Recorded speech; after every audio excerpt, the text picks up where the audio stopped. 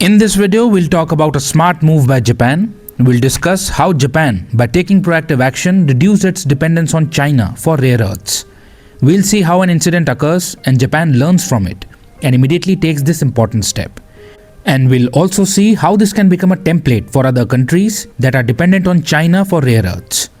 Now, you would know that China had suddenly decided that the export of rare earths would be restricted. This created panic across the world. Later, China decided to pause its export restrictions for 1 year. Many countries then breathed a sigh of relief.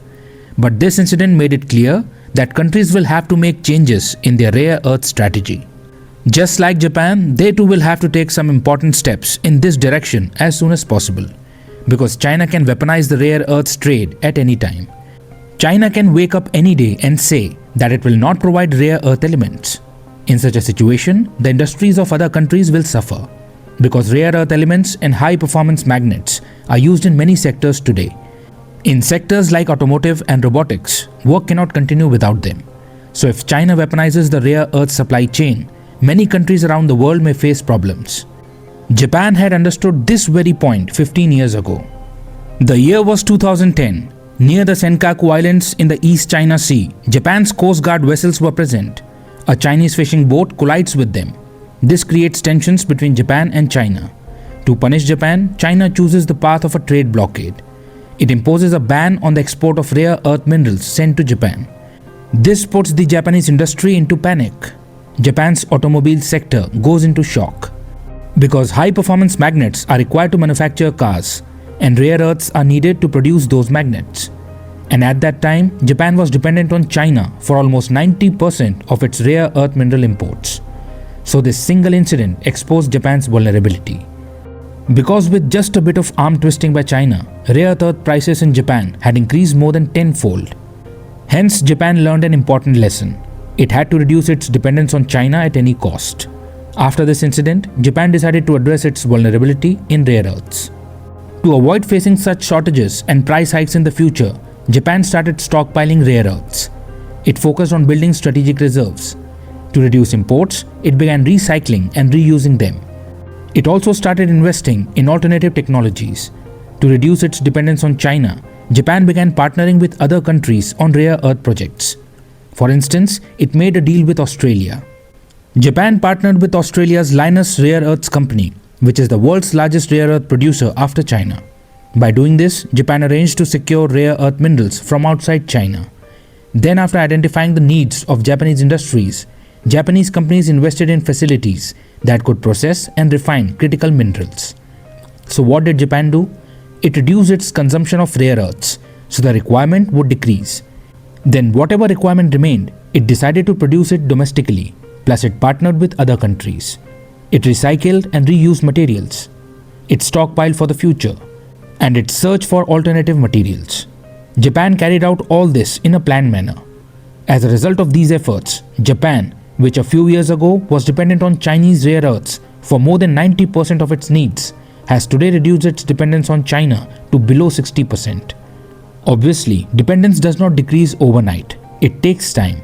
Japan recognized its vulnerability at the right time and began working in this direction, and it received the benefits. If it continues at this pace, Japan will reduce its dependence on Chinese rare earth imports to below 50% in a short time. This is not a small achievement, given the fact that China produces nearly 70% of the world's rare earth supply and processes almost 90% of the global output. That is huge. Think about it. China has such dominance over the critical mineral supply chain. But despite this, Japan has succeeded in reducing its dependence on China. This is commendable. Everyone knows that China can impose a supply chain blockade at any time. Many countries are worried about this. For them, Japan can work as a template. By taking Japan's example, other countries should also reduce their dependency on China and look for alternatives. They should learn from Japan how to develop technologies that reduce the requirement for rare earths, and how to develop alternative materials that can cut down the use of rare earths. Then, by learning from Japan's example, other countries will also have to invest in recycling facilities. They will have to push the recycling of rare earth minerals.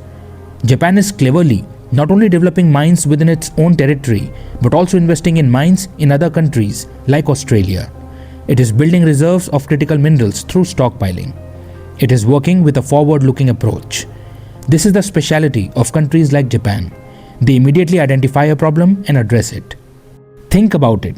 As soon as China imposed the blockade, Japan acted so proactively and immediately began working to make its rare earth mineral supply chain resilient.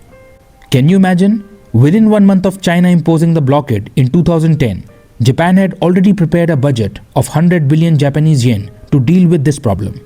And since then, continuous work has been done in this direction. Japan reduced its consumption of rare earths. It diversified its sources. It invested in alternative technologies. And through recycling and stockpiling, it secured its future needs. In this way, Japan worked very effectively in a planned manner and insulated itself from any future rare earth trade embargo imposed by China. Japan is now working to further reduce its dependence on China because it knows that even a 50% dependence is very high, as this gives China significant leverage. In the future, due to any diplomatic disagreement, China can weaponize its rare earth dominance.